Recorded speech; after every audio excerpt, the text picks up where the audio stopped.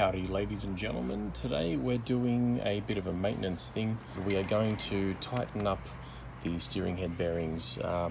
These are extremely loose right now. I just want to run through the tools that you need for this job. You will need a 13mm spanner. You will need a 12mm spanner. You will need a 30mm socket. You will need a 8mm Allen key. I'm going to go through the steps on how to adjust this. So the first thing we need to do is remove the indicators. They come off these bolts right here.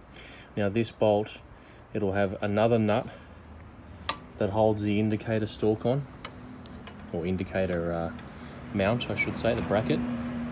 You'll have another nut that goes on here, so you have to remove that, and then what you have to do is you just have to back this nut off to allow the forks a little bit of movement. Okay, you don't need to jack the bike up for this. You do this side and you do the other fork as well, and then what you do is, see this hole right here, there's an Allen bolt in there, and it is a 8mm. You go ahead and undo that.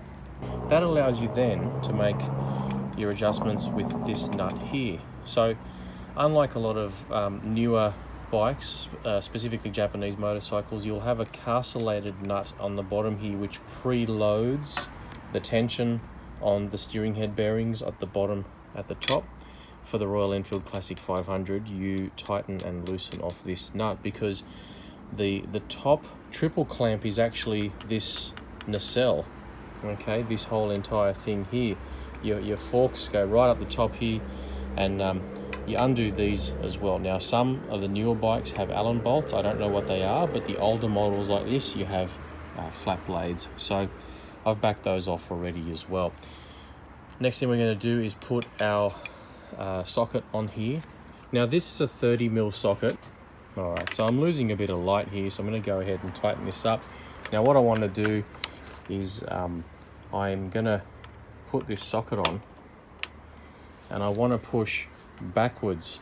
I don't want to put the socket on this way and pull or push to the right hand side of the bike, because that's going to make the bike tip over. You got to think about your leverage and what you're doing. Also at the same time, I've turned the handlebars the direction I'm going to be tightening this nut up. That's all tightened up now. Next thing we do is get our Allen bolt and we line it up in this hole here and tighten this up. I'll do that off camera because I want to use two hands to hold the bike steady as well.